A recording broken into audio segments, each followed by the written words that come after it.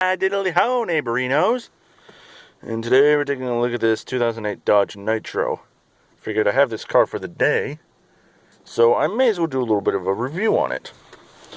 So let's unbuckle ourselves here and take a look outside. Outside, as you can see here, the car has very retro styling, but it's mainly made of retro plastic as well. Just get a close up here. The cats had fun on this thing. On the other side here, still very retro. It's got the patented Chrysler aluminum corrosion rims. As you can see, those are very great. On the back here, you can see this thing is basically a Nissan Cube on steroids, but it's a lot better than a Nissan Cube. More plastic. Anyways, let's take a look inside here. It's your guys' favorite noise. Also lots of traffic because I'm right near a main intersection.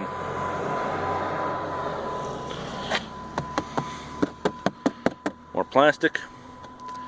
Now this is really weird. This car, shut up, came standard with a 6-speed manual, which is really odd considering it's a 2008 and manual transmissions standard were pretty much phased out with the exception of high-end sports cars like the Dodge Viper. 4-wheel drive, cruise control on a stick shift, which is really weird. I've never seen that before. Take a look in the back here.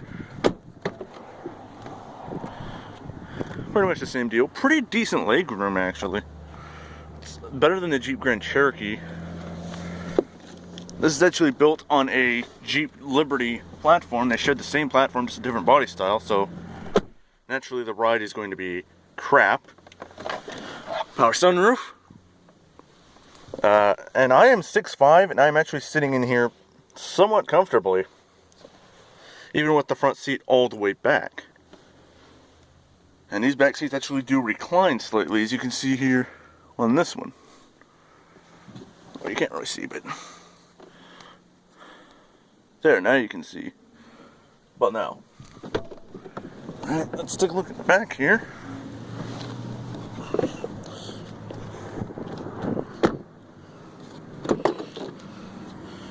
Excuse my tools here. But under here, under this piece right here, is actually a storage. So it's a little storage area of about 4 inches in height. So you can store a lot of stuff, jumper cables, tools, and what have you. Let's close this up.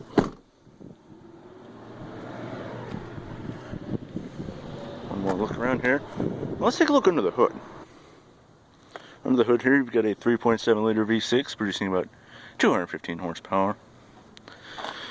Ample power for what it is. People are probably looking at me like I'm crazy, which I kind of am, but under the hood here. Now this is really stupid, but the hood prop, which goes here, really doesn't give you very much room. You can easily hit your head on this piece right here, which is really annoying and hard to see. Alright, let's close this up and let's take it for a little bit of a drive. Actually, before we take the drive, we have to test something out. As you can see, I'm at Circle K here, and every car that I review is going to have to pass this test. The Polar Pop test. So I'm going to go get one and I'll be right back. Today.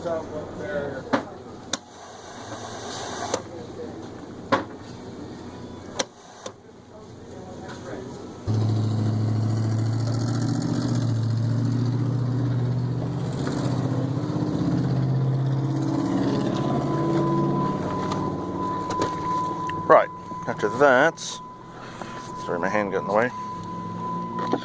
We can finally see if this vehicle passes the Polar Pop test, which is, if you're not familiar with what the Polar Pop test is, it needs to be able to hold a Polar Pop, which it does very well. But there's a slight issue if you have 2 people with a Polar Pop and you try and shift gears.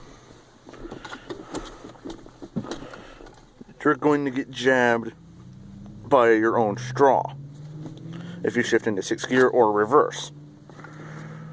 And so this vehicle fails the polar pop test, which grants it an automatic F. Actually, I'm just kidding, but it's losing points for that. Anyways, let's take it for a little drive here. Alright, so we're back on the road here. On the wrong side of the road. I better not look at the phone while I'm trying to drive.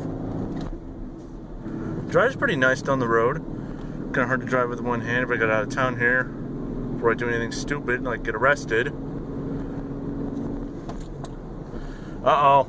Technical difficulties. Come on. I'm trying to do this and drive at the same time. Now I know why they say don't text and drive. That stupid piece will not go back on the shifter. There's a little metal piece. Thank you, there it is. There's a little metal piece that's below the shifter that fell off. Anyway, it's time to test the performance of this thing. We're gonna slow down here to about 30. 2nd gear. 3, 2, 1.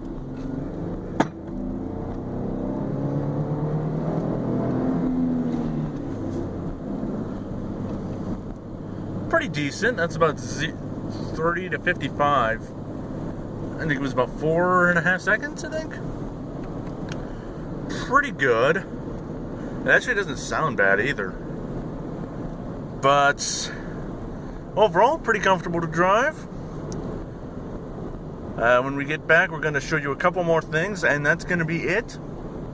So I will see you in a minute from this jump cut. Alright, so I wanted to go over a quick couple of other features real quick before we end this video. Power sunroof as standard. Let's open it up and take a look. And there's the sky, and a tree, and a car. Now, let's close this back up. Hey, that's brilliant. The sunroof makes a lot of noise where you're driving, though. It makes a lot of wind noise, which is kind of annoying. Just like this clicking from these hazards that I'm going to turn off. Anyway, let's take one last look at the instrument cluster here. There's a seatbelt warning, of course. And there's temperature and your compass. The stereo is pretty basic.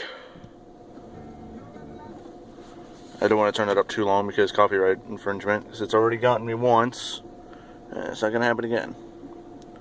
Standard instrument cluster, you got hands-free, Bluetooth, hard to see.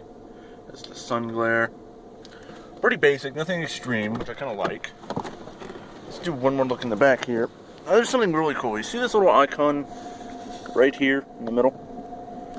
That is a AC outlet. Which if we go back here,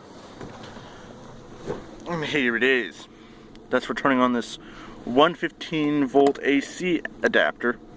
So you can plug in your phone or whatever you want to do, or if you want to make toast in the back of your Nitro, then you can do that as well. And also Nitro branded floor mats, if you can see. Move the lug wrench out of the way. Nitro floor mats. That is actually kind of cool. But anyway, guys, that is it for my review of this Dodge Nitro. As always, thank you for watching, and I will see you down the road.